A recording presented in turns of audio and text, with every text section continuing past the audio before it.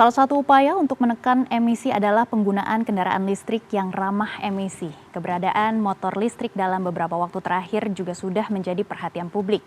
Dan sudah bersama kami di studio ada Bapak Putu Swaditya Yuda, Chief Marketing Officer dari Alfa Motor. Selamat siang Pak Adit, bagaimana kabar Anda? Kabar baik sekali hari ini. Iya, Bapak juga pastinya pakai motor Alfa dong ya? Pasti pakai motor Alfa. Baik Pak Adit, tentunya ini selain mengurangi polusi udara dan juga ramah lingkungan, apalagi keunggulan motor listrik dibandingkan dengan motor konvensional. Ya, mungkin yang pertama kalau kita bicara emisi ya gitu ya, emisi yang dihasilkan oleh motor listrik ini nol. Nah ini tentu berbeda dengan misalnya dengan motor konvensional. Yang kedua, banyak orang yang mungkin masih belum banyak yang sadar bahwa motor listrik ini sebenarnya sebuah produk teknologi. Jadi kalau biasanya kita pakai smartwatch itu wearable device, jadi motor listrik ini adalah rideable device. Jadi dia punya teknologi IoT. Kalau di motor listrik Alfa ini kita ada aplikasinya. Nah, banyak hal yang bisa dilakukan dengan teknologi ini. Salah satunya misalnya fitur-fitur misal bisa menyalakan motornya melalui aplikasi. Bisa cek misalnya penggunaannya apakah sudah efisien apa belum. Nah ini dari sisi satu teknologi. Yang kedua, sebenarnya motor listrik ini nyaman digunakan. Kenapa? Satu, memang suaranya tidak ada ya, karena kan dia menggunakan dinamo motor. Kedua, dia lebih nyaman karena tidak ada getaran. Nah, selama ini kita kalau menggunakan motor konvensional karena ada getaran, nah ini nggak ada getarannya, jadi dia memang lebih nyaman. Ini mungkin beberapa benefit, manfaat yang dirasakan oleh pengguna jika menggunakan motor listrik. Iya, saya juga salah satu pengguna motor listrik. Di rumah saya juga ada motor listrik dan sangat-sangat nyaman karena tidak usah isi bensin lagi begitu ya. Juga jauh lebih irit begitu Pak Adit. Nah tentunya hingga saat ini kami juga ingin menanyakan terkait dengan beberapa angka-angka begitu ya mungkin dari Alfa, berapa banyak motor listrik Alfa yang sudah terjual nih Pak? Oke, ya 2025 tentunya sebuah tahun yang cukup berbeda gitu ya dengan tahun lalu. Mungkin salah satu faktor pembedanya adalah kalau tahun 2024 itu konsumen di Indonesia bisa merasakan manfaat dari kebijakan pemerintah melalui program subsidi motor listrik.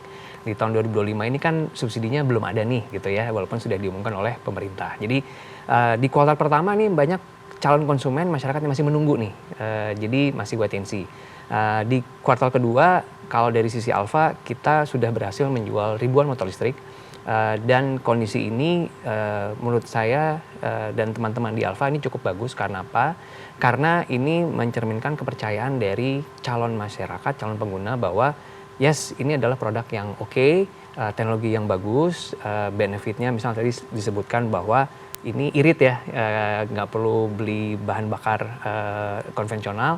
Jadi mereka akhirnya memutuskan untuk membeli. Jadi kalau penjual dari sisi Alfa kita di kuartal kedua itu kita sudah bounce back dan hasilnya bagus dan kita sudah jual ribuan. Baik Pak Adit, tadi Anda menyebut terkait dengan subsidi pemerintah nih. Kami juga ingin mengetahui apa saja subsidi dari pemerintah yang tentunya nantinya menguntungkan konsumen. Saya rasa kalau dari sisi subsidi pemerintah, kita di Alfa tentunya sangat senang kalau misalnya ada kebijakan dari pemerintah seperti tahun lalu ya gitu ya. Dan kita di lapangan juga mendukung kebijakan pemerintah ini karena tujuannya kan salah satunya adalah untuk mendukung emisi nol gitu ya, lalu juga untuk bauran energi nanti 2030.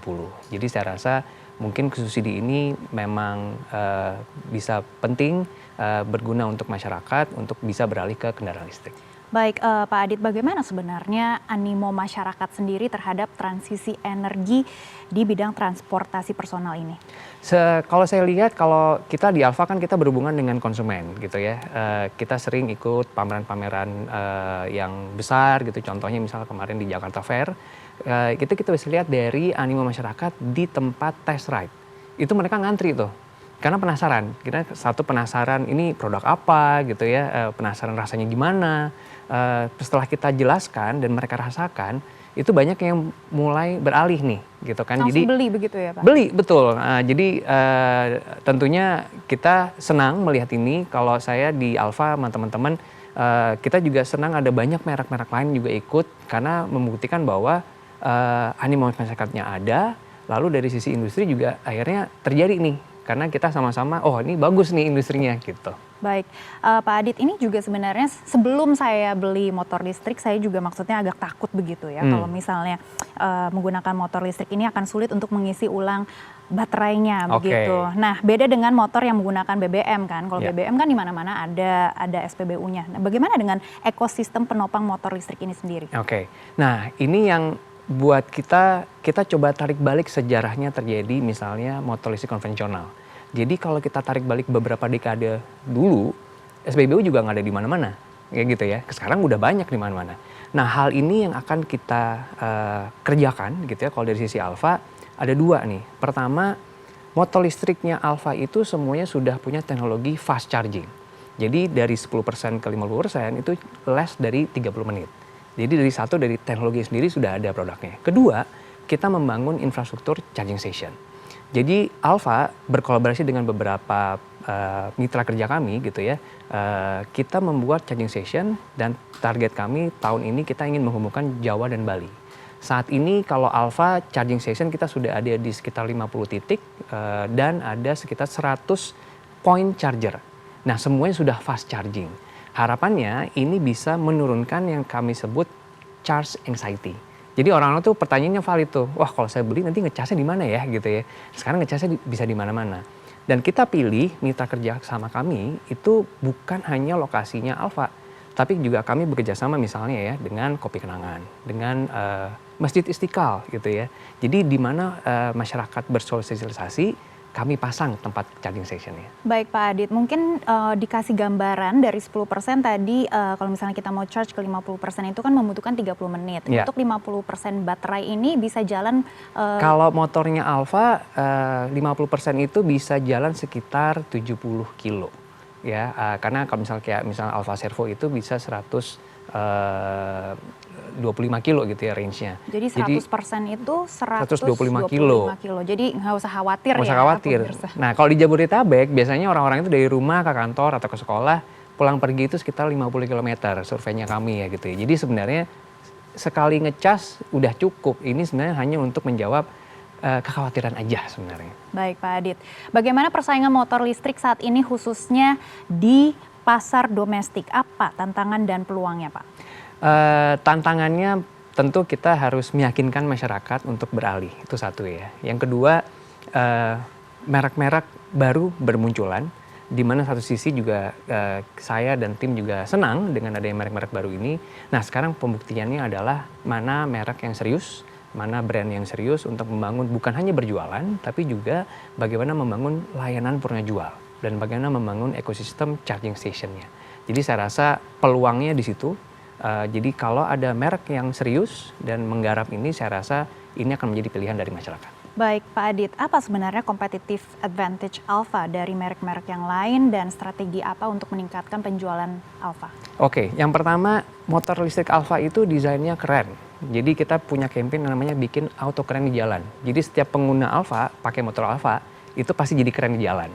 Itu satu ya, karena styling itu nggak bohong. Nah yang kedua adalah kita memang bangun jaringan purna jual kita dan kita bekerja sama bukan hanya dengan bengkelnya Alfa tapi juga dengan beberapa mitra kami. Nah yang ketiga kita bangun charging station. Baik, terakhir ya Pak Adit, ini secara umum seberapa optimis Alfa terhadap sumbangsi motor listrik mewujudkan net zero emission? Saya sangat optimis karena kalau dibandingkan sudah jelas gitu ya antara motor bensin menghasilkan emisi, motor listrik tidak menghasilkan emisi. Nah sekarang kita tinggal bicara kapan kita bisa lebih banyak porsi motor listrik yang ada di jalanan. Baik, kami akan terus memantau ya seperti apa strategi Alfa nanti ke depannya dan semoga nanti ada motor Alfa di studio jadi kita bisa lihat apakah ini cukup keren atau tidak ya Pak Adit. Pastinya keren. Baik, terima kasih Pak Adit sudah bergabung bersama kami. Sama-sama, terima kasih. Indonesia News Hour. Terima kasih Pak. Terima kasih.